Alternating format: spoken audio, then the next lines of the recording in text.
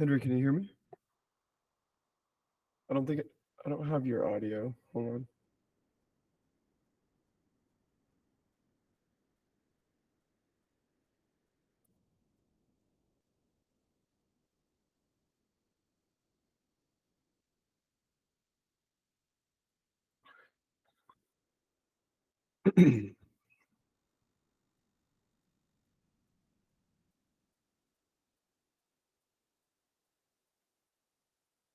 Good morning. Good morning.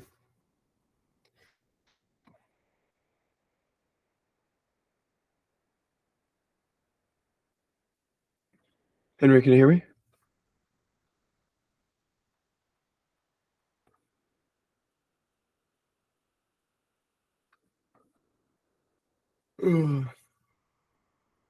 What about y'all? Can y'all hear me? Maybe yes, maybe so.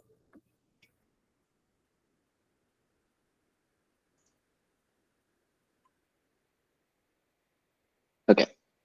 Now I think we're good. I got you. I can hear you. Good, good, good. How's everyone doing? All right. All right. Here we go. Happy Sunday. Good morning. Good morning. Good morning. Good afternoon. Good night. Got back from dinner, ate in, nice.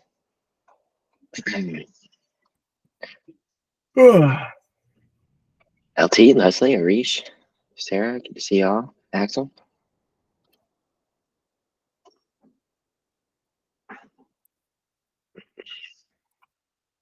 Hope everyone's had a good week so far.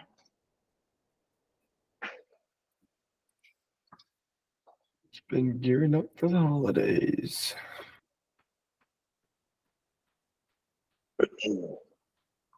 Marcia, good morning.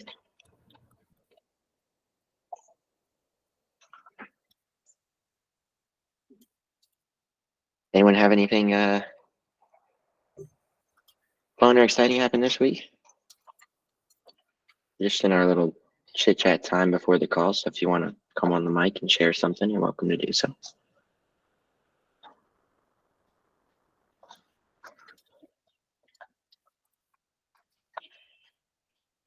Or any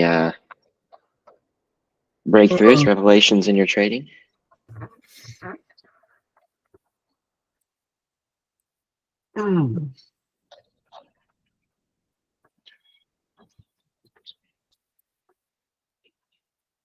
Hey, that's right. Not blowing any accounts is always a plus. That's good. Good morning, Terry.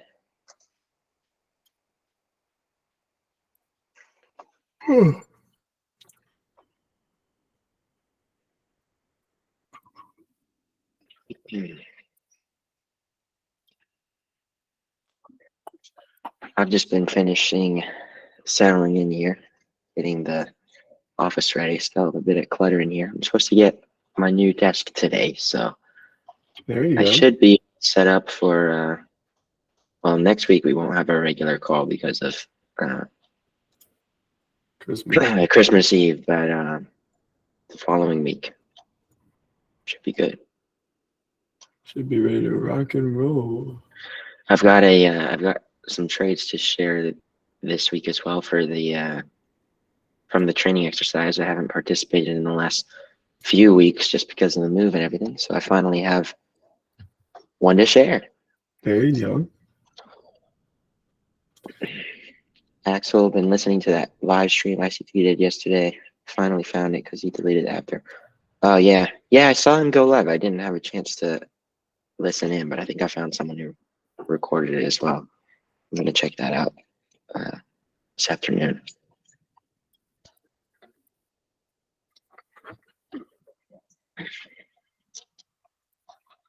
So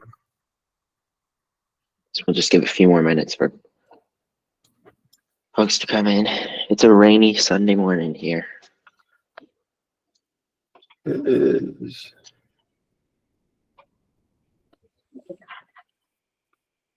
It's been raining all weekend. Morning, Mauricio. Good morning. LT there. Nice. I kind of like a rainy Sunday morning. It's very relaxing. I know it makes me so tired though. And the Yeah, rain, that too. the rain, I get so tired when it starts to rain. It's my favorite. Hey, good morning, TS. Good morning, Florine. Good morning. Alrighty. Let's rock and roll. Well, good morning. Happy Sunday. It is December 17th. We are nearing the end of the year. Henry, when you can, screen share, please. Or I'm saying like, oh, can you allow me to screen share? Yeah. My bad. Hopefully you guys had a good week. Hopefully you guys have been studying, tape reading, trading, maybe not trading, whatever it is. All right, so where am I going? I'm going here. Okay. Alrighty, so news for this upcoming week as we approach the end of the year. Nothing on Monday. We have nothing tomorrow. Tuesday, we've got a building permit release at 8:30 a.m. That's about it for Tuesday. Wednesday, we have consumer confidence and existing home sales being released at 10 a.m. Thursday, you have quarterly final GDP releasing. You have unemployment claims releasing. You have a GDP price index quarterly releasing. You have a manufacturing index releasing all at 8:30. So you've got some pre-equities open volatility there on Thursday. And then Friday, you have a PCE price index monthly, durable goods orders monthly, and a core durable goods monthly. And then 10 a.m., you've got consumer sentiment and new home sales. So not a crazy week. Nothing wild here. All of this is good volatility. It's not a CPI or NFP or FMC. All of these are fairly, volatile, but nothing wild. So, position yourself how you need. And I would say too, one thing just to note as you go throughout your studies is at the end of your journal or as you're journaling things, try to note like what news events happened that day, because you can start to build on that. And some news events have their own characteristics in the way that they're volatile. Just because they're volatile doesn't, what type of volatility is it? Is it seek and destroy volatility? Is it instant repricing? It's understanding the characteristics of the types of volatility you can get and what the characteristics kind of line up towards within certain things. But all these are really good. I really like consumer confidence news releases. I don't know why. I've just through my studies, I've tend to have found good trade setups when consumer confidence is being released. So I'll be looking over there. Anything for news? Anything on? Let me make sure no one has any questions for news.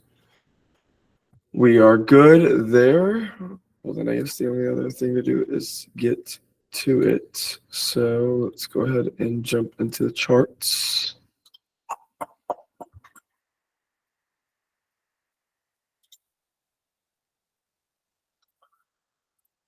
Okay. Dollar on a weekly. So on a weekly, really the main thing that I want to kind of just get through to y'all is where we closed. So we were looking, obviously, we've been watching this order block on the weekly.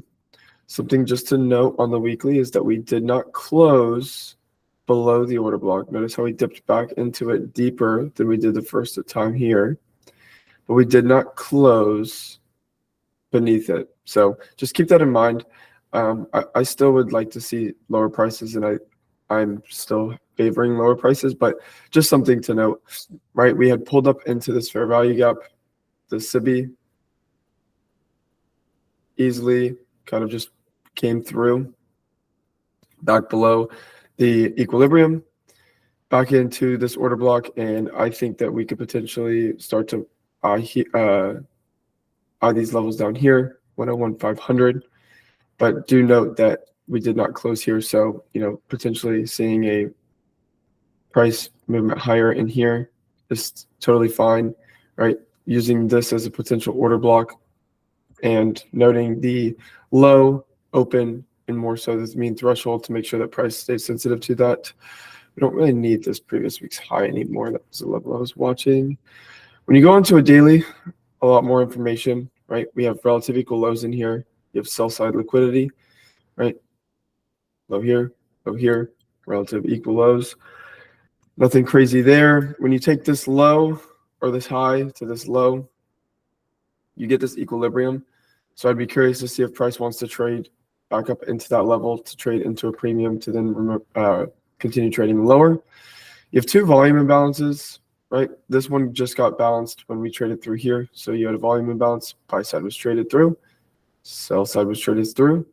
Area is now balanced. So I'd like to see that price or that level or area and price try to, remain sensitive. We also created another volume imbalance, which is why I think price could pull up higher before going lower into the first half of the week. So I'm watching that. You also have a BISI right here if you really wanted to kind of throw that out too. I don't want to throw a whole bunch of levels on the chart. I'd like to keep clean. But really, other than that, that's all my main focus is, right? The good thing about last week is it gave us a clear draw. So I like when price will not take a low, pull back higher, right? This gives me kind of a lot more confidence that price will continue going lower. It's engineering that sell side liquidity. You've got sell side liquidity sitting right above a weekly BISI right here, right? So we're looking at these two lows in here, and we're looking at this BISI. So I like the idea that it does that. As I'm just a lot more skeptical as we approach the end of the year. I kind of, although I am bearish and I see price going lower, these last 2 weeks of the year, I kind of just try to disconnect from the market, let it do what it wants with no hard bias at all. Even if I do clearly potentially see where it's going, I clearly see the market going lower, but I'm disconnected from kind of any and all ideas just because it's the last 2 weeks and we very likely could range, even though we do have, news events this side or the other, we could range. And it's just one of those things where you want to make sure that it's the end of the year, right? So just like you have open high lows and closes on every single time frame, you want to understand that when that year is closing, there's potential liquidity that might need to be ran or whatever the case is, and price can start to quickly move to those levels. And when you get to the end of the year, I've always had a tricky time managing the ends of years because it's just so you don't know. Even though the market can show you what it wants and you can have these biases, it's very nice to just sit there and just kind of let it do its thing and not have to try to I guess the way I would put it is fit a square peg in a round hole. Like you don't want to try to force something, even though, to me, we've created a very clean range here. We could just retrace and consolidate in it and not take this into the first half of the year. I think I just heard something ding. So let me make sure someone has a question. That weekly order block made an inversion for OTE, I think. What time are you looking on the weekly, Axel?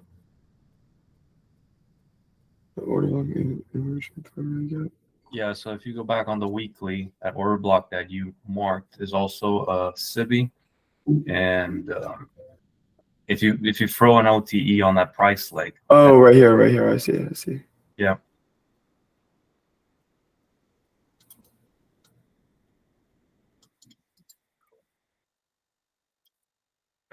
And then you're looking at this price leg right here. Yeah, that's the one. So from the low all the way up to the high. it hits that 70.5% pretty cleanly. Is this says 0.75? Yeah. So yeah, that's definitely something to note with regards to if price wants to push back higher. I do like the idea that we hold these highs right here. It could be wrong, but with regards to the end of the year, just curious to see how we play. To me, I like the idea that we retrace higher, but not above this high. I think we leave this, just how this reacted and behaved in this SIBI shows me that market's still pretty bearish, and we were able to take or not take the sell side liquidity. So that's something. But yeah, good to note the OTE, because I mean we could technically pull up all the way up to 103,500. I mean technically you have all displacement up until here. Do I think it gets there? No, I would prefer it stay a little bit heavy-handed and not as much to the upside, but it could, and price is allowed to, if we're going to continue lower, could trade all the way up to 103.5 for sure. I think Mauricio had his hand up. You're good, Mauricio. Oh, Axel has, was it Mauricio or Axel? One of y'all, if y'all have, come on. You're good. Mauricio, I saw you. You can come on. Okay, great. Thank you. Good morning, Carson.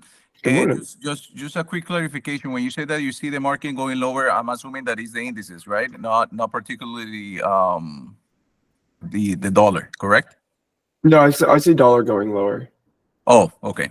Yep. So you were mentioning lower. Okay. So you think I think dollar goes lower. I mean, I think we pull up into at least this imbalance. But then, yeah, I think we, I think any movement higher is going to be considered a retracement to go lower. So really, I'm just watching, price to see it, something like that. I would prefer like something in this area just because of the relative equal lows, and we have a weekly BISI below us. So that's really it for me. I mean, there's nothing too crazy that I'm kind of watching it for. I mean, its prices continued going lower. We've been watching it go lower. So perfect. Thank you. Santa Rally is on then. yeah, it is. It is. But it's one of those things where you're so late in the year, and I'm just kind of like, I wouldn't be surprised if we hold this liquidity until next year. But I mean, I see it getting taken either way. So, Axel, I know you had your hand up too. You can come on. The way that I interpreted it is that we will more than likely hit that imbalance that you mentioned, and we take the lows, the equal lows, but then I would wait for a reaction to see if we do end up creating any signals of going higher, just because we're at the end of the year, as you say, and I don't expect anything very precise right now. So it could go either way for me. Yeah, I agree. And I will definitely, like, once we fill this imbalance, once we take the lows, I'm curious, and that's where I'll really start watching closure. Obviously it was a fairly easy read to see dollar go lower, and I think even the relative equal lows we have now, I can see it going lower. That's a fairly easy read for me. But once we get that done, and once we come in here and we fill this and we fully invert this SIBI, once we fill this BISI, I am curious to see how we close with regards to the consequent encroachment of this SIBI and this BISI, and I'd be curious to know if we do actually pull up and maybe take some highs in here and actually refill this a little bit more, because obviously we have our yearly low in here. So I'm very curious to see how price wants to trade. It'll be kind of in a crucial spot if it does find its way down there for the first part of the year. I'd be very curious to see how we trade there, being in such a crucial point so early in the new year. So time will tell. Other than that, that's really it for me on dollar. I mean, it's nothing too crazy, just kind of watching it. We'll see. Any other questions before I hand it off to Henry? I think we're good. Let me know if you guys have questions. You can always DM me, Henry. You're good to go. All right.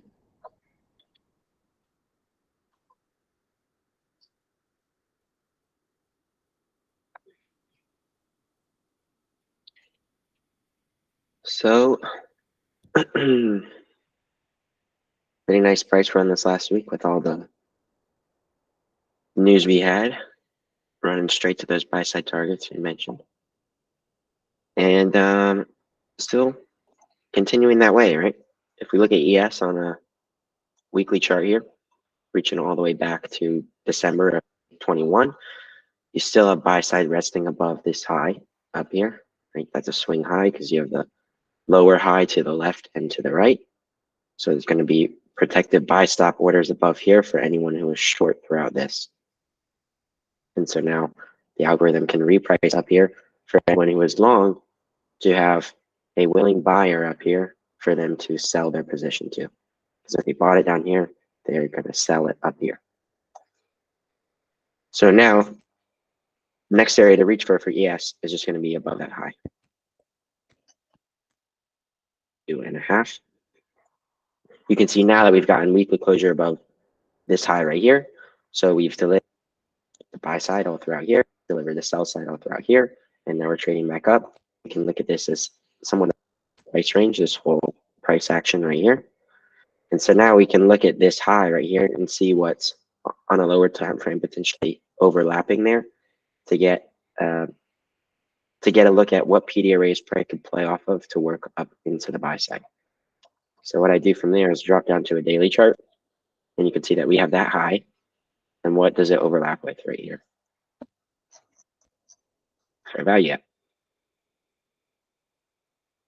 So I'll include the volume imbalance and draw that fair value gap right there. So you could potentially see something occur like this. Right? Drop down into the fair value gap.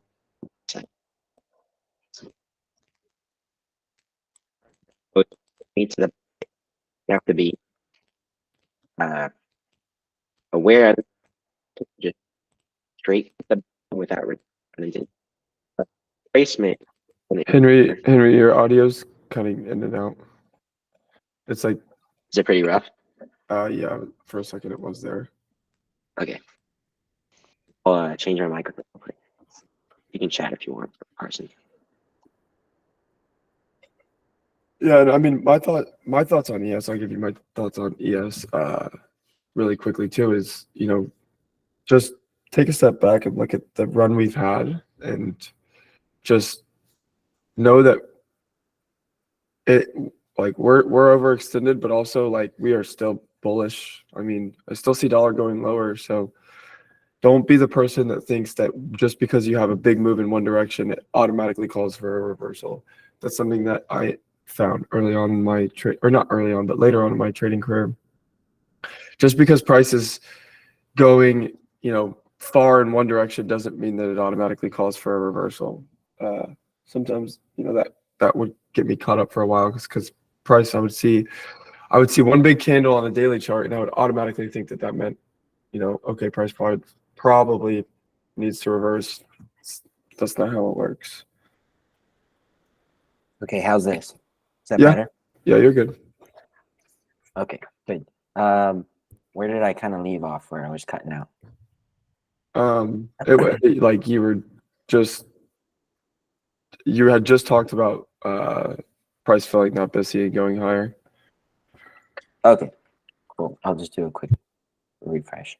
So, right, buy side above this high on the weekly. And you can look at the overlapping PD arrays now that we've closed above this high right here. Look into this area on the lower time frame. So drop into a daily chart and see what overlaps. We have a fair value gap right here. So that's an area price can return into and then continue higher. While price could just go straight up into the buy side because of how close proximity it is, and you're unlikely to see a lot of deep retracements at this point, any retracement into a discount array like this should be viewed as another opportunity for accumulation to trade up into the buy side rather than a reversal. You'd only start looking at this as a reversal when you're trading through your higher time frame PD arrays.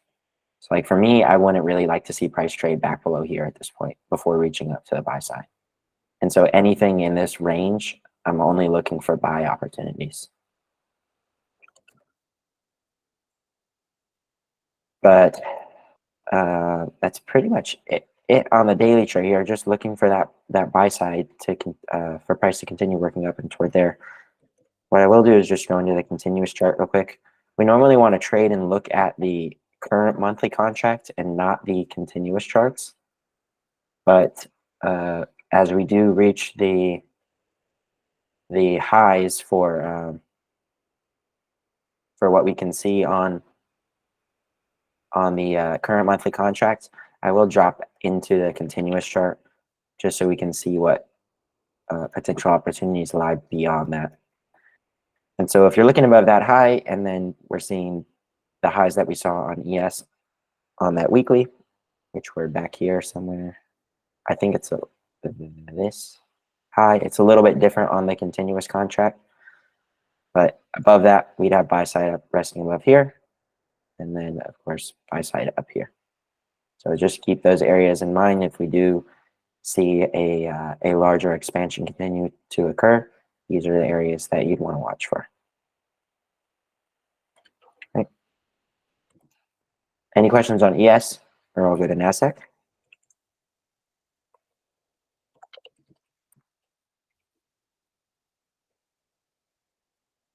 Good.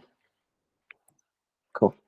Sorry about the mic issues. I've been kind of figuring out what the best option is, but hopefully this one's a bit better. NASDAQ on the weekly chart, we've had the same thing, right? Really nice price expansion this past week, up into the buy side. You can see here on the previous monthly contract, if I go to NQZ, I believe it was 2023. You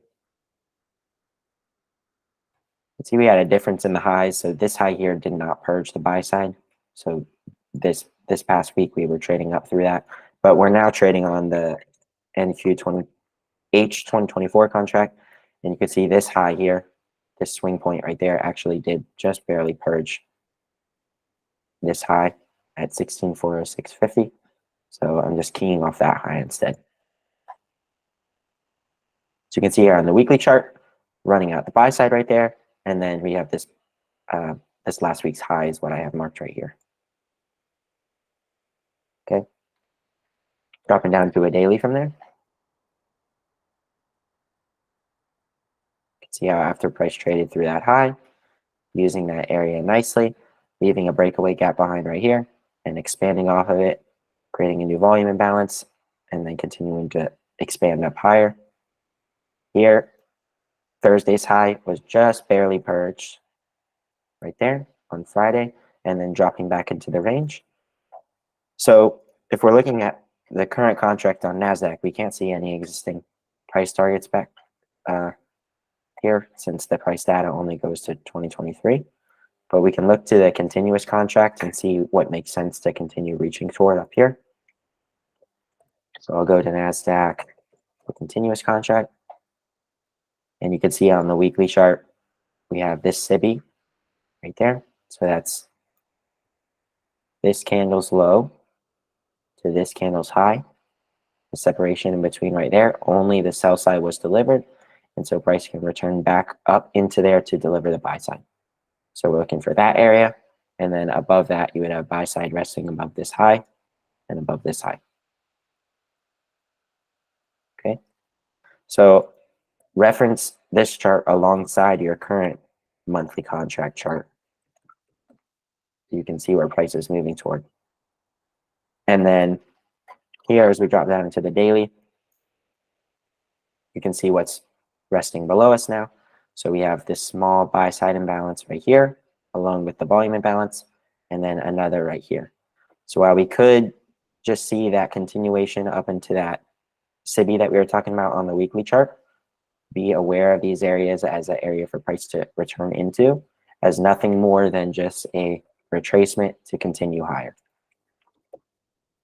On the weekly chart, I'd like to see that weekly SIBI that we talked about on the continuous chart reach for before price makes any sort of retracement back below this this current weekly candle low.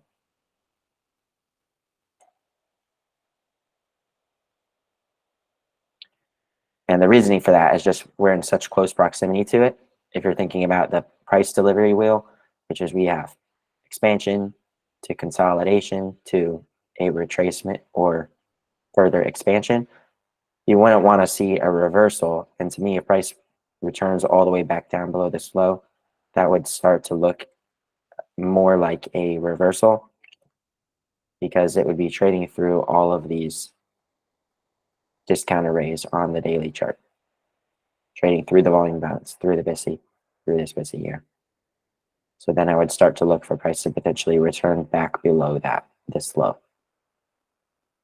The last thing to note is there's 12 days left in the month, but be aware of this monthly BISI being created on the monthly chart, right? So in 12 days, you're going to have the separation between this candle's high and this candle's low, given that price doesn't trade all the way back to this high in the next 12 days. You're going to have a separation here, which is now a monthly BISI. And so if you mark that out and then drop down to your weekly chart, you would now have the opportunity for price to return into this range right here as your monthly BISI. And so any PD array within here, while it could still work and send price higher, I'd view this entire price leg as a lower probability leg because there's a higher time frame inefficiency below it. So let me see if there's an example of that on the daily chart.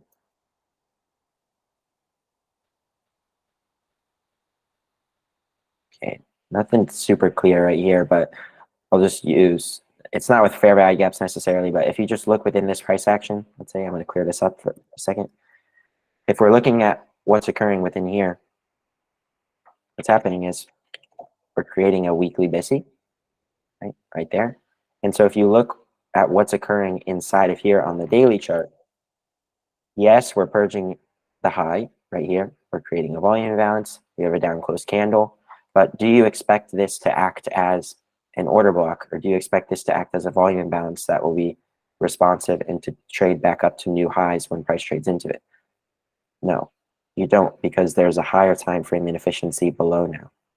And so since we have that weekly BISI for price to trade into, all of this right here becomes lower probability. And so I'm not looking at any of these as discount arrays. Instead, I'm waiting for price to trade into the weekly BISI, which it does right here, and then create new discount arrays for price to respond off of. So price trades down into here, starts working back up. There's a new down close candle there, bullish order block, hits it perfectly right there, and then we start this price run.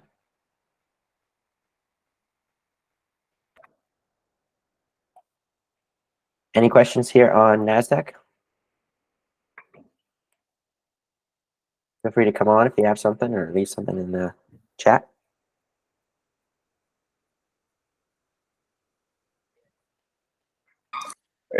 Yes, just one question on NASDAQ. So when will you start being more on the bearish side? Once we take the high and then we see a displacement and the target will be that monthly BC?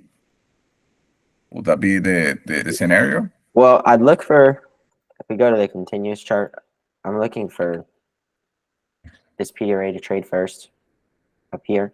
And then I want to see what's occurring when price trades into here. Right, because you can quarter this. I'll put the fib on it and look at these levels and see where are we getting closure. Are you getting closure above the midpoint? If you do, then you could start to reach toward the high and to the bodies up here, which is your rejection block. And then I'm be looking at this wick. If we trade above that, we can trade into buy side. But if you start seeing price trade up into here, fail to reach to the consequent encroachment, and then it turns off, then I'd look to discount arrays that have formed. So if we have a new weekly BISI form, and then I'd look at all the daily discount arrays, and I'm not immediately looking for price to fail through them. Instead, I'm looking at what's occurring inside of them. So same thing, just like up here, as price trades back into discount arrays, is it trading to the consequent encroachment of a fair value gap and trading through it, or is it holding it and closing near the high end? Then we could potentially work back higher. If you start to see the discount arrays fail instead, then in January, we'll have this BISI, and so you could look for price to potentially return down into that area. But while we do have this buy side resting above here, I'm not looking to call any tops on this, essentially, is what I'm saying. So until we see what's occurring up here, when price reaches into these areas, my expectation is for price to trade up here. Hope that answers. Henry, why is my chart looks like we already took the highs on NQ, the continuous? I mean, if I look at it, it's just like we just took the highest ever. So yeah, you have to put this adjust for contract changes on. So if you hit B adjust right there. okay. But Yeah, really, now, you don't really want to look at the continuous contract. The only reason that we're looking at it is because we don't have any price data beyond 2023 for the current monthly contract, and so we can't even see what's happening back here. Otherwise, if we're not trading through an all-time high on the current contract, then I don't even look at the continuous contract at all. But since we only have that data from 2023, then there's no choice really but to look to the continuous to see what PD arrays exist above price still. Any other questions here?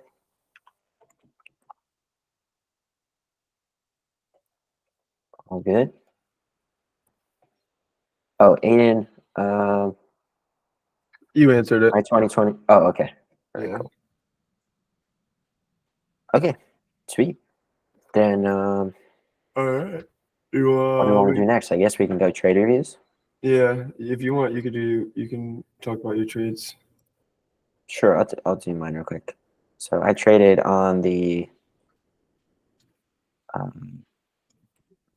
micro contract. We got ES, MES, H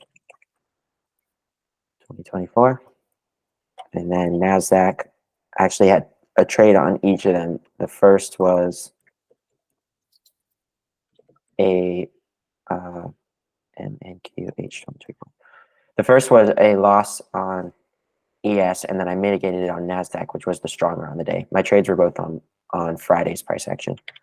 So I'll go into the daily, make sure my paper trading's on.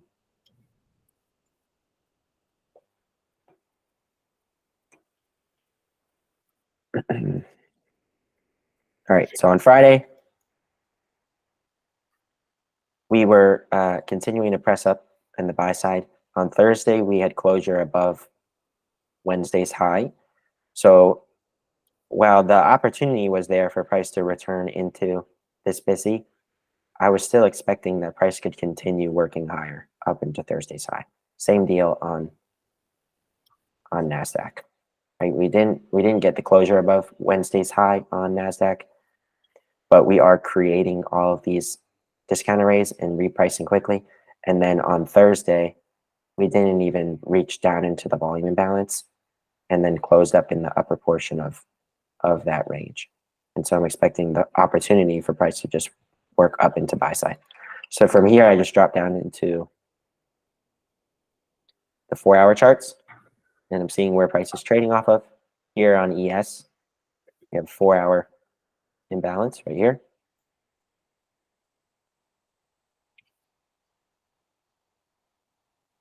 So I'll just do ES first, and then I'll go into NASDAQ. But trading off the 4-hour imbalance, and then dropping down to the hourly chart.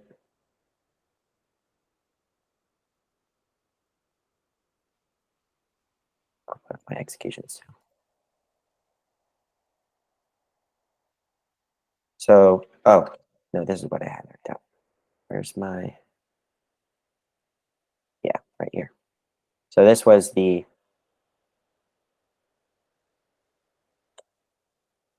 new day opening gap from Wednesday, which we were trading off of here. NASDAQ had already reached down into that new day opening gap. And I removed, my bad, I removed these from my chart. NASDAQ traded into the new day opening gap and then was repricing up to the high. So I was expecting that ES was going to leave it since it already traded down here. You can see in the afternoon, we did end up pricing back down to there. But here, ES trades lower, running out all the sell side below these lows, trading into the last down closed candle right here. And then I jump into the 15-minute chart. And here, we're purging sell side right down there, trading into this little inefficiency here, and then trading back higher. And what I'm watching above is these relative equal highs as buy side up there. ES was the weaker on the day and really not the best one for me to trade because of the weakness that it was showing. I'll show you on NASDAQ in a second the difference between them. But here, ES starts trading higher, traded into this 15-minute BISI right here, and then moves through the high. I'm now looking at this down close as an order block right here. And so I went into the 5-minute from there. And I'm looking at that order block aligned with the 5-minute BISI right here. There was a portion of the 15-minute BISI here to trade back into, but I was expecting it to remain open here. So this is where I get long, right there, with the overlapping PD arrays, and then I stopped out under this low, right there. But that didn't invalidate the idea for me of prices going higher. It was just ES returning into that higher time frame inefficiency on the 15-minute. So just like I had talked about when I was looking at the weekly and daily charts, while we did have that portion of the inefficiency here, anything in here could be viewed as a lower probability opportunity. I was willing to take it here because we had these relative equal highs and we were getting into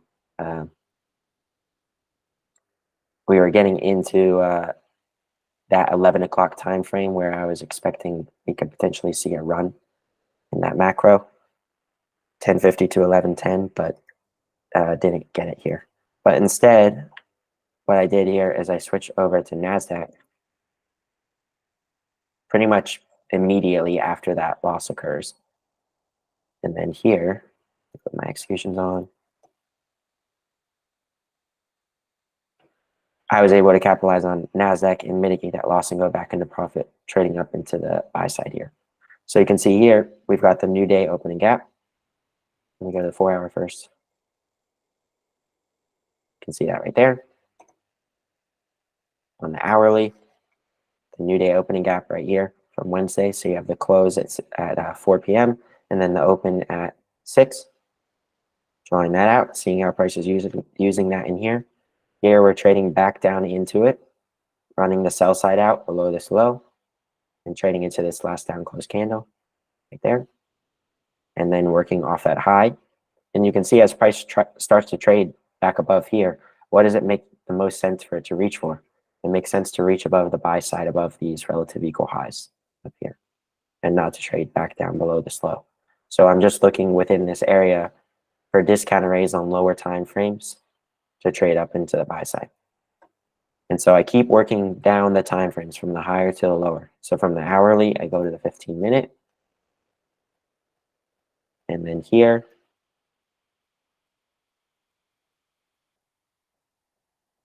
I have this, which I'm viewing on the lower time frames. I see a mitigation block here, but on the 15-minute, you can see this as the bullish order block.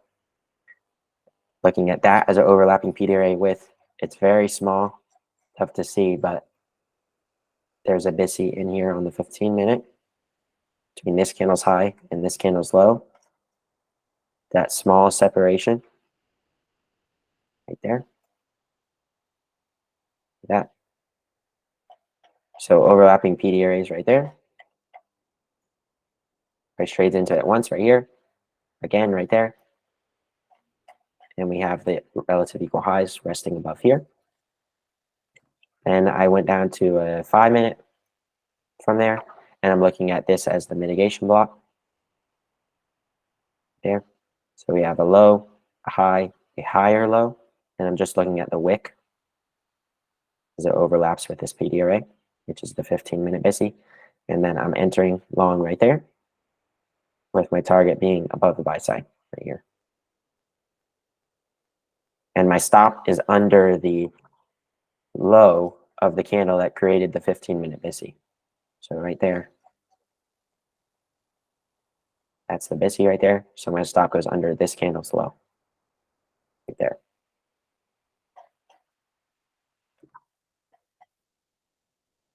There to there. And there's the business. Account's been in some drawdown from the last few trades, but getting back up there, and you can see this is the first trade mitigated by the second. Right there. That's it for me.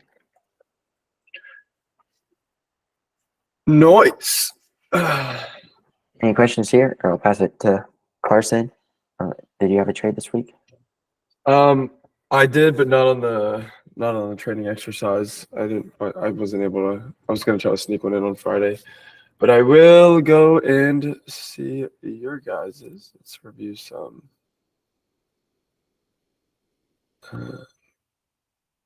All right. So, so this week's training exercise, or this following week's training exercise, we had CPI, so we wanted to make sure that no trades take place 30 minutes before and after that specific news event. The idea behind this exercise is understanding nested PD arrays. When looking to take an entry in the market, you must outline at least 2 PD arrays that are inside/near each other with respect to where you enter the market. Those 2 PD arrays could be any of the following: order block, breaker block, SIBI, BISI, mitigation block, midnight open, new day opening gap, new week opening gap, liquidity void, volume imbalance, old high or low, and there's probably a couple more that I didn't even mention. Just outline, and that's just the idea. The whole idea of this one was just to get you to understand, like, when you're looking in the market, if there's an area in the market that catches your eye, don't just take it and run with it. See if there's other areas, or if there's other things in that area that could potentially help your case with regards to wherever you're looking to see the market go. So obviously utilize 2 PD arrays in your entry/setup, and every day throughout the week was accepted for trading except that 30 minutes before and after CPI. So we will go ahead and get into it. Alrighty, it looks like someone was trading the Dow. So he/she, 1 minute, 25 minutes contract size, just one, 8.3 risk to reward. Entered at 9:12, exited at 9:32. Used the London high and low, New York open AM. Drawn liquidity was the London low. Stop placement was above the fair value gap created with reversal displacement. Partials none. Time of break even 9:28. Narrative. Waited for the initial turn of soup as the equal highs on London created a false sense of security for retailers, making it a viable target for an initial fake out to take out breakout traders. Then looked for a continuation sign or a reversal. However, at this point in time, I was leaning towards a bearish bias as we have reached a premium intraday PD array and was hoping for a reversal. Reversal was confirmed as price created a bearish move with displacement with the market structure shifting. The fair value gap marking a sign as a smart money reversal as it does align with price reaching a premium array. Limit order below the fair value gap and entered with an institutional order flow entry drill, which also boosted confidence that I was on the right side of the market. This lines up with price delivery stages at which once price expands, price either can reverse or retrace. I also looked at it as a market maker sell model as price had made a reversal at a premium array. Emotions before entry, none. I was on a fairly long losing streak. One contract with Dow was conservative in risk, in my opinion. Stop loss was also tight, which did soothe the mind. Emotions after the entry. Institutional order flow entry drill boosted the confidence that I was on the right side of the market. Emotions after taking profit. Cool. First submission of the exercises. Yeah, for sure. So through your journal, it sounds like you have a a decent understanding of what's going on, and understanding very clearly that when you have a clear London high, clear London low, price has been consolidating in the middle and not wanting to take the high or the low. When you see it take the high, you're calling it, obviously you see the Judas fake out, you see the sell model in there, you see the fair value gap, and you were able to catch that entry on that institutional order flow entry drill. Great trade. I mean, this is bread and butter. I mean, the only thing I would say, but you traded with one contract, so it's not that big of a deal. But just make sure that you find this is a great trade in the framework and everything, and understanding when price traded above this high, right? When price trades above this high, now you're just sitting there and you're waiting for that market structure shift and a fair value gap, whatever the case is, whatever that model is. So as price is trading up through here, all you're doing is just waiting. You're waiting for something to happen, something to displace a low to be taken, and it happens here, right? And you're able to catch that institutional exponential gel. But yeah, the only other thing I would say is, if you have more contracts in the future, just partial out. But overall, great trade. I mean, you had no drawdown. Stop placement's good. Went to it relatively quickly. Not bad. Kudos. You have anything on this, Henry? No, nothing else. I think that's a great entry. Just important to note that the time it's occurring as well, right? You're getting right into that time right before the New York Open where you can expect price runs to start occurring. So important to trade within these windows. And I know ICT's been talking a lot about lately, giving more attention to time in the trades. And this is something I put in my journal last week too, right? Look for opportunities where your trades can be around key time windows. You can schedule your trading and put yourself in a position to participate in these larger price runs. So what do you have? You have times when news is likely coming out. Right? You've got 8:30, 9:15, 9:30, 9:45, 10, 10:30, and then 2 and 2:30 in the afternoons a lot of times. Even these are scheduled times. So even if there's not a news release at those times, those are the times when you can still expect price runs to occur. And then outside of that, you have your macros as well, where you can expect price runs to occur. So those are 8:50 to 9:10, 9:50 to 10:10, 10:50 to 11:10, 11:50 to 12:10, 10:10 to 1:40 p.m., 2:50 to 3:10 p.m., and then 3:15 to 3:45 p.m. And those are all in New York Eastern Standard Time. So those are the times when you can expect these larger price runs to occur throughout the day. And any significant price run, if you look at your charts, is occurring within one of those time frames. You'll see runs occur outside of those, but the significant runs where you're moving to an expected area of inefficiency or liquidity are going to occur within those times. And so you're able to time your trading. Like this is a really nice example of right here, to participate in those larger runs that are scheduled to occur at those times. So yeah, otherwise really nice, great entry. I like the 2022 entry up there, and the institutional order flow entry. Perfect. Henry, can you post the macro times that you just said on the chat? Like a Sure. screenshot, do you have it? Alrighty. Yeah. I'll while you do that, I will keep going on to the next one. All right, Mr. Emmanuel. So, reason for trade. I had analyzed the 1 hour, 15 minute, and 5 minutes to see what the previous session had done to identify the draw on liquidity, and then I saw that price was respecting bullish order flow strongly, and there is previous month's high as the draw on liquidity through this time frame. And then I saw that price was respecting bullish order flow strongly, and there is previous month's high as the draw on liquidity through this time frame.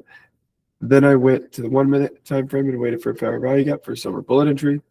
PD array, bullish fair value gap session, New York AM silver bullet, 18 minutes, draw on liquidity 25 minutes emotions. Before, I felt calm because I followed my rules. During, I felt calm and watched every candle print. After, I felt good knowing that I followed my model and plan to 100%, and I'm pleased with this growth. So he has it fibbed from the low down to the high, waits for price to get into this discount area, watches it trade, waits for that market structure shift. You can see it here, right? He's got that swing high right when price really kind of trades through on this one. So this low, he's looking to hold, even though, you know, without holding, it would be a little bit of a tighter stop. I like that you let it at least breathe a little bit. He's got it below the consequent encroachment of this outlined area in here. And he's identifying, I'm assuming, this as a 5-minute fair value gap. So he's waiting to see how price trades when he gets back through it. I mean, oops, I did not mean to do that. I've got this little button on my mouse that likes to do that. Looks like it was a relatively short and easy trade. I like that you didn't necessarily try to aim for the full. I like that you're good at taking your portion before letting the buy side trade, you know, whether or not it's different for everyone. You're comfortable, you know, taking it before, great. If you want to wait and actually hold more for the buy side, it's up to you. But I mean, great trade, right? You've got an outlined higher time frame order block. You see all this is happening right at that order block. Didn't give you really any drawdown or heat. I would say the only thing I would encourage you to try, obviously just on paper or whatever, is something like this. When you identify this market structure shift, see what you could get out of it sometimes, and just as your own study. If this is a market structure shift, this low could potentially hold. So try to, over time, tighten this stop a little bit. I know that sounds crazy, but tighten the stop a little bit, and even try it at the low sometimes, right? Because you get a lot more bang for your buck if your stop's here, right? You could risk more. I know it sounds crazy, but it's, you know, if this is a market structure shift, this low should hold. And so overall, right? Because I'm sitting here and when I look at these trades, I'm like, okay, well, where would I place my stop loss? Well, I agree, right? You have a BISI right here. So my stop loss could go below the consequent encroachment. But, you know, if we're in March, right, or if we're in July or June or something like that, right, a lot of times I'm going to see if I can put my stop here, right, because that allows me to get more bang for my buck. You can see the entry right there. Executions. Love it, love it, love it. Got that in the menu. Good stuff. You have anything else in here? No, I think it's a great trade. Same comment as you. I mean, if you allow the market structure to influence your idea, then you can probably tighten that up some. I'm not sure what the orange box is, but it looks like maybe you had an idea that price could return down into that area first. I'd be curious to know what that is if you want to leave a comment or send me a message about it. Alrighty, Mr. Axel. My initial emotions going in were pretty damn confident, not gonna lie. We had taken a major weekly target and reversed off of it beautifully. We created an excuse to sell and a perfect entry at the lunch macro on the 5-minute civvy via institutional order flow entry drill. Got in 3 minutes late because I wanted a bit of a better fill, but the second we started trading away, I jumped on it and said to myself, I'll just pyramid if we get a better fill. First things here. Like the stop. Like it, like it, like it. You can see he's targeting these relative equal lows. Very nice. So he's in here. Very nice, very nice, very nice. So I think, what was this? This was a 5-minute. So he's got this on a 5-minute, but when we zoom in, you can see price had traded to the weekly target, started oscillating, consolidating, traded back down. You can see he has from here to here, He's looking at the consequence, or he's looking at the threshold of it, but then also using it as a standard deviation as a fulcrum point. So he's getting those extensions for targets. So you can see during the lunch macro, price trades into that SIBI on the 5-minute. You can see as it starts to trade away, though, with regards to closure, he's noting that as an institutional order flow entry drill. Starts to trade away, and he gets, he sees price. Obviously, he's wanting that to invert right there. So as this is trading, he's entering in. It collapses through, so now he's wanting to see this be used as resistance. He extends it out. You can see candle body closure beautifully stays below it. And he also has a SIBI here, so he's just obviously helping that aid that idea that overall this area should hold as resistance. And then down we go. I like how you were able to, even though you probably, like you said, you wanted maybe higher prices in here, maybe, you said you would allow yourself to pyramid, which is good. You're still at least getting it, because if you would have just waited, you wouldn't have even gotten your entry. It wasn't able to push that far. So then I think that was the entry we just talked about. Comes all the way down, 5.6% reward, 111 handles. Initial profit target was $1,500. Secondary profit target was $2,000. Final profit, $625.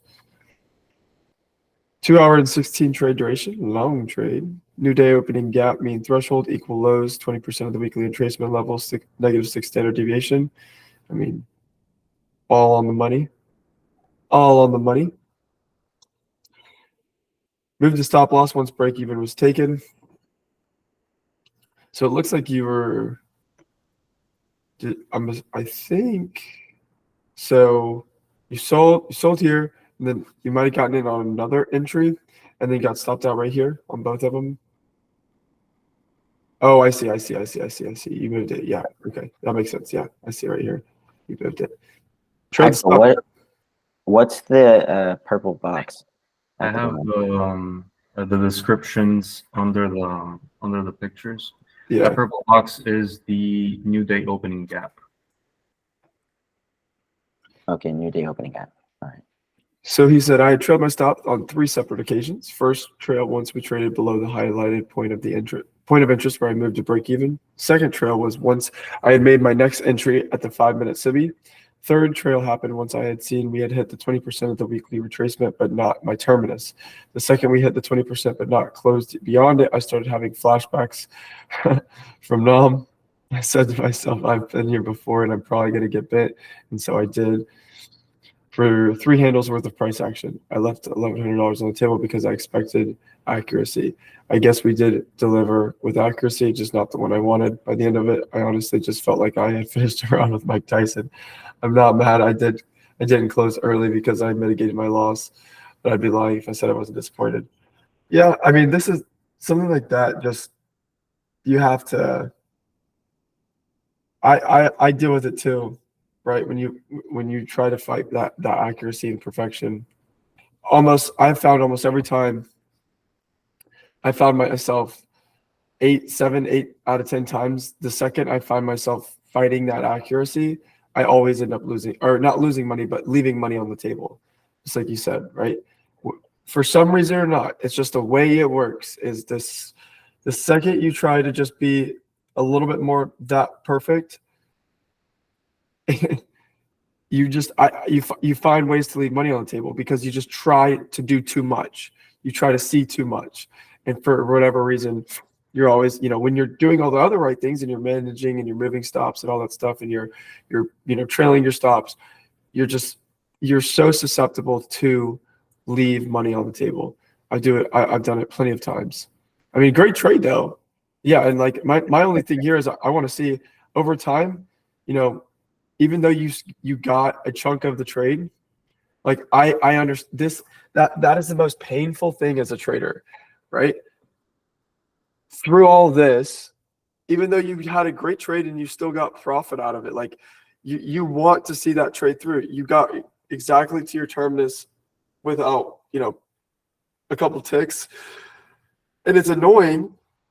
And it's gonna happen though. It's like it's one of those things is it's gonna happen, and you're gonna have trades like that. And it's whether it's like, okay, well, do I have it breathe more? Did I trail my stop too tight? was my stop or was my terminus too far? And really, no, there's not like a right answer there. It's the game you play. Like the game we play of trading, there's going to be days where it gets close no matter what. And that's why you stay trailing your stop loss into profit is important because of things like this. Because can you imagine what you have to deal with if it gets this close to your terminus and comes all the way back and hits your stop loss or break even and you get zero out of it, right? That's the importance of it. But I mean, even when you get down here and you're already, 3/4 of your trade, it sucks. It's annoying, but it's just part of the game. It is what it is. I just have a couple notes on this, I guess. Yeah. The first would be, and those equal lows definitely could have been swept. The only thing I'll say regarding that is, when you have a higher time frame inefficiency, like you have the new day opening gap here, or I've seen this occur with like daily or weekly fair value gaps a lot of times. If you're watching on a lower time frame and expecting these relative equal lows to trade through, it's often better practice to at least take off something in the wicks or what you could see as a rejection block down there instead of reaching for the lows, because you have a higher time frame inefficiency that price can turn and trade higher off of. This is saying when you're trading against the higher time frame bias too, right? Like even though we'd already taken the weekly target that you expected, on a monthly basis, the bias is still bullish on the indices. And so anything that you're trading against that has to be with the understanding that discount arrays are likely to move price higher. And so while you have relative equal lows there and they could trade through, it's a good practice to take off at least a portion of your position before that trades. But I think you managed this really well. You managed the trailing the stop super well. The only other thing is, and this is what I would suggest for everyone in a practice that I do myself, is whenever I'm trading against the higher time frame bias, against the monthly, weekly, daily bias, taking partials is a lot more important than when you're trading with the higher time frame bias, because you have the higher time frame order flow against you while you're able to watch this lower time frame order flow, the charts that you're trading off of for watching price trade down toward those relative equal lows. The higher time frame is still against you here for price to continue trading up higher. And so it's best practice to take partials more quickly, expect shorter ranges when you're trading against the higher time frame bias, and you can take fewer partials and hold for larger ranges when you're trading with the higher time frame bias. But otherwise, I think this is an excellent trade, Axel. You're really growing a lot, and I like to see your understanding every week. That's awesome. Alrighty. Miss Kate. Yeah, good stuff, Axel. You're killing it. Yeah, that's the last thing too, Okay. right? You said I would have felt better. You're removing any emotional attachment when you're taking these partials too. Because if let's say you took a partial halfway down the wick, then you immediately taken the majority of your trade off. Sitting through a retracement for it to go take the lows is going to be a lot easier. And if it does go stop you out at that point, then you're like, whatever, right? So it's just little adjustments that you can make for when you're trading against the higher time frame bias. But otherwise, I think you managed really well. And it's just one trade. There's going to be more trades. Way to go. Alrighty. Miss Kate. Bias was bearish narrative with all the relative equal lows that built up overnight and early this morning. I thought we could potentially retrace below and pick those stops. The trade ideas, we pushed up into an old 4-hour fair value gap after equities opened, but could not get very far. A small SIBI was created and I watched it to see whether or not price would react there. Once I saw the entire SIBI get refilled and price closed below it, I used the low of the SIBI and the small volume imbalance in the same area as my entry. Emotions before price did bounce from from a BISI prior to my entry, so I was a little bit worried that maybe I needed to wait for more confirmation, such as a market structure shift, before entering. However, once I saw the reaction at the SIBI, I was ready to give the trade a shot. During, price moved in my favor immediately, so no mental capital was spent here. I just kept following price down. The only thing that I wasn't really sure about was I wanted to exit. Midnight open was my draw on liquidity, but I wasn't sure we'd get there in one go, and I didn't want to sit through too much retracement. I decided to just exit at the consequent encroachment of the BISI in case price wanted to retrace/reverse from that last discount or PD array. After we did hit my original draw on liquidity, I just needed to be a little bit more patient and sit through some back and forth with that BISI. I felt a little bit bummed about not being able to hold up the trade for longer, but it's still a bigger trade for me, even though Axel said that this was just a scalp on his live account. It was also no drawdown trade, so I really can't complain too much. One thing I wanted to share, I've been doing quite well on this first-hand account, but not as well on my personal. Here are the main reasons I came up with. I'm a lot more selective with my trades on the first-hand account because I can only take 1 or 2 trades per week. Less pressure on demo, so it's easier to see the market more clearly. When I lose, I don't feel as much of an urge to immediately get back in on demo. So still, I have a lot of work to do to get myself to perform optimally in a live environment. Yeah, there's a couple things here. I mean, I'll go through the pictures first. So, And notes, Kate. okay, so you can see she's eyeing these relative equal lows. She has that 4-hour fair value gap. Price pushes up into it. This is a 15-minute, so a little bit of a higher time frame. You can see just from a 15-minute perspective. But then in here, right, this is when price actually pushed up into it, completely refilled the SIBI and closed below both the SIBI and the tiny volume imbalance. Bearish, right, you've got this in here. Fully comes in it. She sees that it pushes all the way through it, closed below it. Bingo, gives her no drawdown right in there. Outlined an order block. It never came to it though. And then also this BISI. 6-minute duration, 1 contract, 4.81 New York AM, a 4-hour fair value gap, a 1-minute fair value gap, and a 1-minute volume imbalance. Draw on liquidity was midnight open. Right, very easy draw on liquidity. Stop loss was above the SIBI candle high, right there. No partials, just 1 contract. Time of breaking is 9:44. I mean, yeah. It's not there's nothing bad about this trade. It's just a smaller trade. Not every trade's going to be a big one. You know, I think you had the right idea. Like you paid yourself where you should have, right? You're just very quick, easy back into this inefficiency. You know, everything's internal. It was literally just 1, 2, 3, 4, 5, 6 candles, right? 6 minutes in the trade, and every single 1-minute candle was in your favorite. So good trade there. I will say, like, with regards to like all this stuff here, the biggest thing is like I know that there's a difference between live and demo, but it's really you have to play a trick on your mind.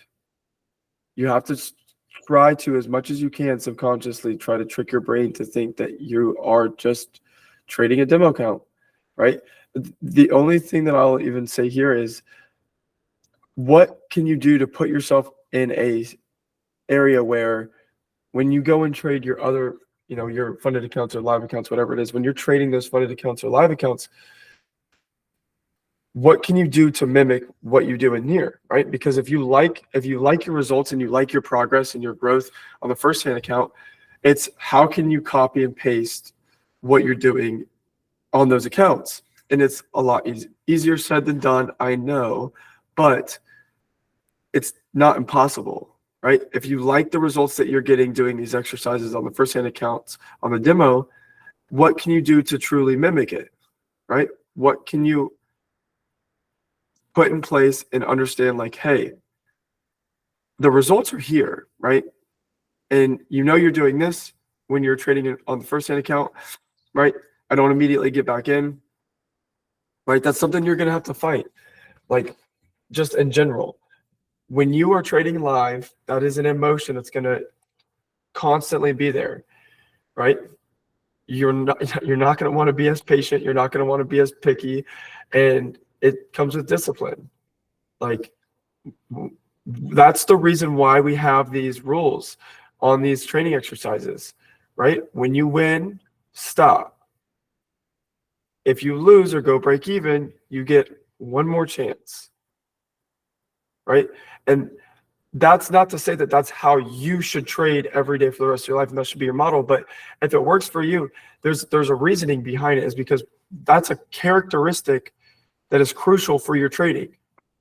Learning when to stop, both when you're winning or when you're losing, and knowing that you shouldn't have the opportunity to just get back in, right?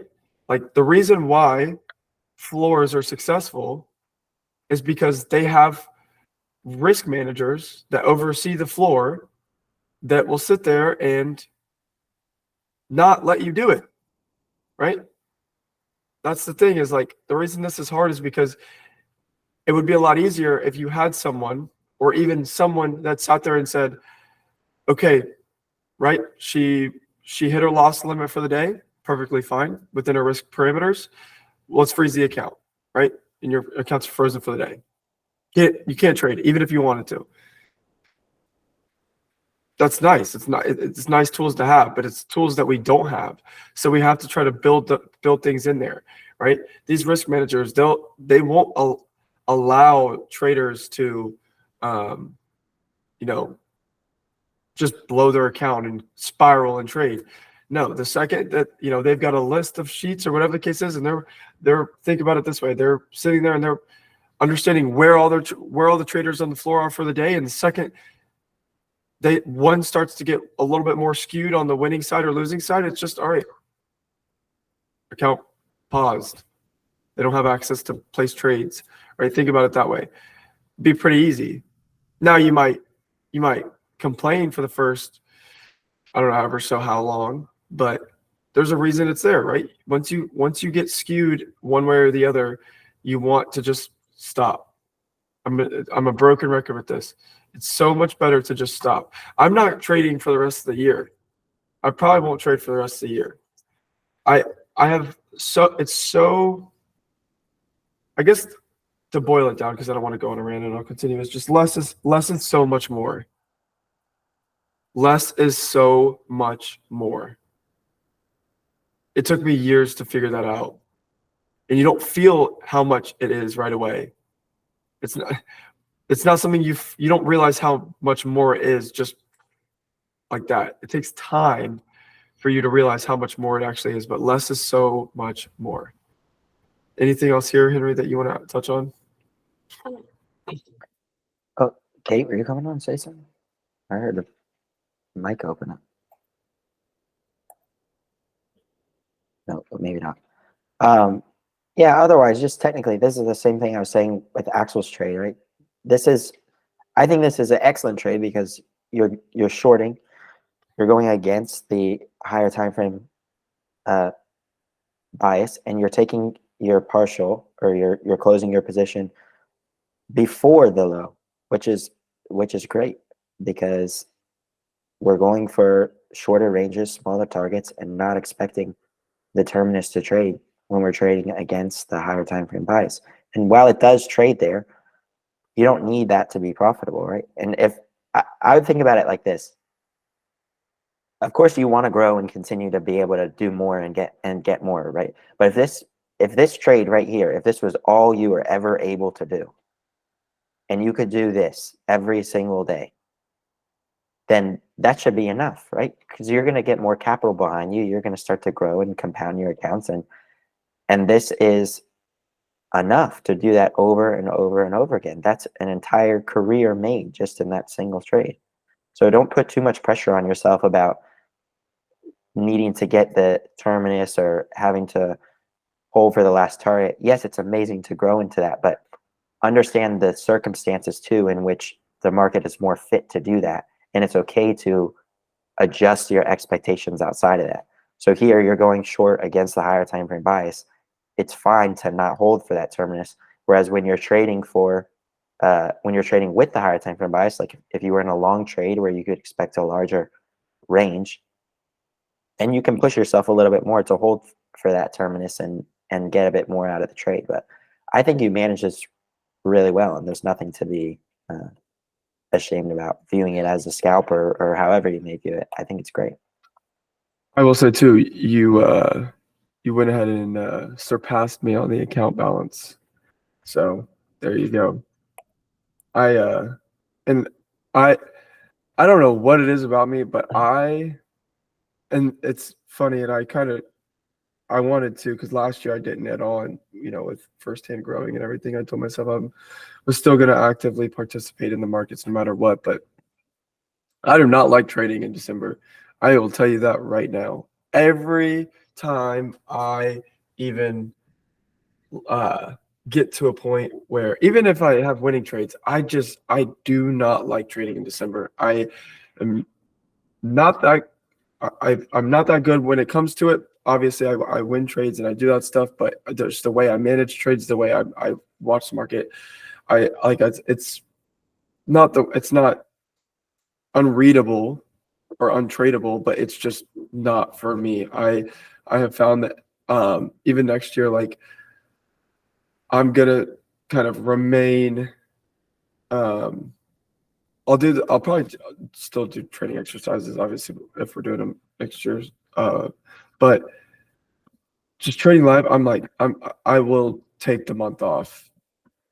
I've found, just for me as a trader, I'm self-aware in that perspective, where I'm just like, I have no business trading in the month of December, and really, quite frankly, January. But it's funny, is this past January was actually clean for me, and I actually did well, and it wasn't bad. And that's why I was curious as December, but I haven't been trading well in December. So you passed me. Good. There you go. Love it. You took the throne. Mr. Axel, my expectation for price this morning was that we would top the 50% of the 4-hour wick and continue lower. This expectation came together with many lower time frame PD array confirmations. I'm adding this bit of info to provide my context to my expectations. I had initially taken a scalp on the live account post Judah swing, considering I had profits that I didn't want to give up due to a retracement. I opted to get out at the low form just prior to 9:30. My logic on the trade: we take the low in order to retrace into a variety of PD arrays, breaker blocks, CIVI, OTE, 4-hour, 50% candle wick, DR, IDR 50% level, after which we would trade lower into the new day opening gap daily low. My result: we disrespected every single PD array that I was looking at. In hindsight, it was understandable given the seasonality and just the fact that we were in it the morning previous to FOMC release. Just a classic consolidation and creating liquidity. Low probability all the way around, lost 0.5% with 3.21 RR. Overall emotions and observations: I had kept the stop loss above the initial price leg high, and the trade would have remained valid. My logic was that we would have revisited the initial entry PD array, which pushed us lower, and invalidate all the new ones we made on the way down. This would have been a reasonable decision to make, which I did not consider, so I can't be mad, possibly a bit disappointed, but at the same time, not too bothered. This is just a great example of why I had such a tough time during December of last year, and why I want to stay away from the charts this year. I'm not saying everyone has to. I'm just saying this would go best with my personality. I'm already a person that likes to aim for large runs, so these scalps just feel exhausting. I agree with you. In conclusion, I'm pleased that even though my read on price action in itself was not accurate, my narrative was. I honestly believe that if we were in any other market condition, all of those overlapping PD arrays would have held beautifully. But I'll let you guys be the judge of it. I agree. You can see here on the higher time frame, he has the 4-hour. Thought the 50% would hold as we traded lower. He's also aiming for this new day opening gap. 9:30 a.m. Judas confirms possible trade lower. Push higher, creates 15-minute or a 1-minute CIVI. Is in there. Quick scalp on the live account. Institutional order flow entry drill, 50% of the 4-hour wick right here. So you can see this is where he's getting in to sell. He's coming in, buying it here. No, that was just marking where I got in on the initial Oh, I see. on the live account, and then the next ones are the actual sales on this. Oh, I see. So yeah, that's where he was on the live account. And then as price trades back up into it, he's trying to get in again, right? Understanding that he has all those PD arrays lapping, right? 1, 2, 3 PD arrays, pyramiding again at another 1, 2, 3 PD arrays. And it looks like price wasn't having it, right? Price was not having it at all. Just another reason why December sucks. You're just coming up, you're reclaiming this SIBI again, which you would prefer not to, right? The way we kind of traded. And actually this was you have the same trade as Kate's Kate. trade. Yeah, that's cool. That's cool. But it just came back and reclaimed. I'm not sure if it ended up going down. I think throughout you said your narrative it played out, but it just reclaimed again, and it is what it is. The next ones, you'll laugh. Oh, I got you. Not only have we created a 5-minute SMT with the US 500 here, we also created a double bottom with the daily low just above the new day opening gap in US 100. Expectation is that we will retrace lightly during lunch while US 500 reaches a premium array, after which US 100 will reach new day opening gap. So yeah, I mean, it played to the tune in which you wanted it to. It just created that SMT, reclaimed it, came in, hit the order block. It is what it is.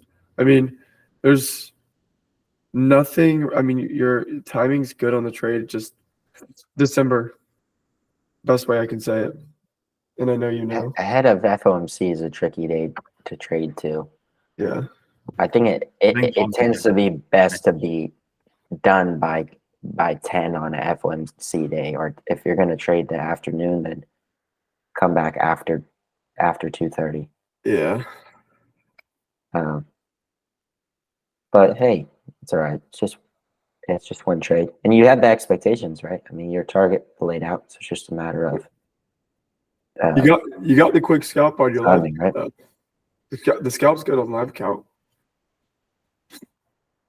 Not bad. Yeah, and a nice trade to recover after this one too. This was your first trade, right? And then the one we looked at earlier was your second. Yeah. Yep. Yeah, that's good. I like that those were on different days too, right? Yeah. One was on I like Friday. that. The other one was on FOMC. I like that you're showing you don't have the need to get it back in the same day, and you're waiting till later in the week to do it. Yeah. That's a good note. That shows progress and market maturity. I love it. Looks like Amy went in again. 2 trades risking 2.5 each, although the other trade didn't allow my stop for exactly 2.5. Target 1 to 2. Before, I felt calm and didn't expect the price to move with large volume because of CPI in London expanded with the high volume, so I was acting based on what I saw. During, I felt calm and was completely detached from the trade outcome. After, I'm pleased to learn when the price is in low probability condition, and I'm pleased with how prices delivered. Also felt good. I obeyed 50% of my trade plan and will work on being better next time. Turtle soup with the bullish fair value gap, 58-minute trade. He saw that price opened up higher at the 9 a.m. 4-hour candles and also saw smooth lows and a bearish fair value gap before the silver bullet at the premium of the 9 a.m. 4-hour candle range. Also saw that DXY has some smooth highs on the 1 hour and was anticipating a price run at the stops. Oh, okay, so you're going in here. I would say one thing I would add is I would have preferred the stop be, I'm not sure what this blue dotted line level is, but because you have all of these SIBIs in here, right? If you're okay with the risk, that's fine. But really, I would like my stop to be above this green candle right here and just cut it there. Because if it's going to trade if it's going to trade through all this, whatever this blue dotted line is, if it's going to trade through that, it has the opportunity to trade all the way up here, right? And even expand that, right? Because if this is I don't know what time frame we're looking at, but this could all just be a wicks on the 5-minute, or 15-minute or any higher time frame, and price could still come back down and still be closing with regards to whatever. So the risk appetite and the stop placement is tricky here because of how displaced this whole move is. So in reality, when I see stuff like this, I'd like to keep my stop as tight as possible, because if it's going to trade through this area, odds are it can trade all the way through here. You have a BISI in here that could be inverted. So you've got just a lot of areas where if it's going to go through, it has the potential to go through a lot. So, I mean, it's hard here. Henry, do you have anything else on this trade?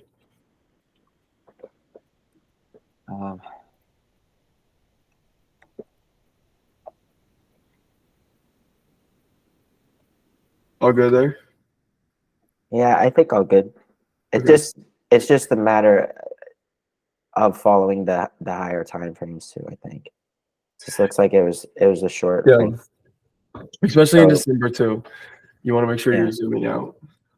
Yeah, exactly. And that's why I always talk about working down from the top, right? I'm always looking at the weekly to the daily to the 4 hour and basing the higher time frame context off of those before going to the hourly, 15-minute, 5-minute, whatever. And I see your comment down here too, Emmanuel, about you didn't see the 4 hour before you saw the 15-minute. It looks like you were able to reverse your idea following seeing that 4 hour. So no worries there. I'm reading that right there. All good. All good. Well, yeah, at least you were able to flip the script, change it. Makes sense. I definitely, the buy looks a lot more clear too, especially when you kind of are zooming in on the price action here. Not bad. I would say too, only other thing I would say is try to challenge yourself. And I like that you did it this time with market structure shift, goes at the low. But next time, try to take the mean threshold of all these down closure candles right here, the 50%, and put your stop just below it, right? Instead of it at the low, take the consequent or mean threshold of these consecutive down close candles in here, and just take it right below it, or put it right here at this low, right there. Try that. Stuff like that. Try, as a trader, what I've found too is understanding the best thing you can do is figuring out a better place for your stop. Better place for your stop, better place for your stop, better place for your stop. Every single trade. When I look at trades, the number one thing is like, where is the best place I could have put my stop loss? When it's all said and done, hindsight, where was the best place I could have put my stop loss? That is the minimum threshold of what I want to risk, but then also that will be a clear invalidation point that will allow me to know what price could do next. Sometimes having such a good stop placement, when your stop gets hit, it could kind of be a signal to what could potentially unfold in the market. So like, aside from it, okay, if my stop gets hit, that means does that mean price is going to, go lower, higher, depending on where I'm going? Does that mean it was just consolidating too much? So main focus in a lot of these things also is just understanding and identifying stop placement. All right, I think that's it. Yep. All right. Other than that, cool. Open floor for any questions or anything that anyone has. Like I said, I'm very lay low right now for the next 2 weeks within my trading. I do not force anything. I do not try to overload at all. If there was a time if in the year where I consider myself lazy, in the year, it's not that I'm lazy. I'm just not doing a whole lot on the charts right now. I'm having fun watching it. I'm having fun calling it, but I'm fine not trading it. So just keep that in mind as we go forward over the next couple of weeks. We're still doing midweek reviews. We will not have a call next weekend. It is Christmas break, so we will not have a call there. But then we will do New Year's, so we will have one the week following. Other than that, You got anything, Henry? That's no, that's it for me. Let's take a look at the chat. Oh, sir. I'll post that after this call. I'll post the quiz. It's not done, but it has a bunch of terms. I want to get it to where it's a little bit more accurate. It's kind of, I mean, it works and stuff like that, but it's I want to get it as accurate as I can. So I might go in and change it as time goes on, but I'll post it after this call in the social. Other than that, that is it. Yeah, that's it on my end. Happy holidays to everyone. Happy Close holidays. out the new year strong. We'll be around for the New Year's Eve call in the morning, and yeah, that's pretty much it. I mean, some folks have been here a lot longer than others. Some are new, so either way, I hope you've had a good year with us so far. I hope you've been learning and taking time to reflect on yourself. I like, as we always come into the end of the year, to do some reflection on things, both in my trading, but also just in my personal life, things that I want to continue to work on, areas to grow, and what's been good this year, and what can I be grateful for. So I hope you'll have some time to reflect on those things, and we've got a lot of exciting stuff ahead for the new year to come. Yeah, we do. And I'm grateful to have you all here with us. Ditto. Couldn't have said it better. Alrighty. Sounds good. Well, I'll get that Quizlet posted for those who might want it. Other than that, enjoy your holidays. Have fun. For the holidays. Be safe. Trade safe. That's it for me. See you later, guys. All right, take care. We'll see you on New Year's Eve, or we'll see you in the midweek review, and then next Sunday call New Year's. Bye, everyone. See ya.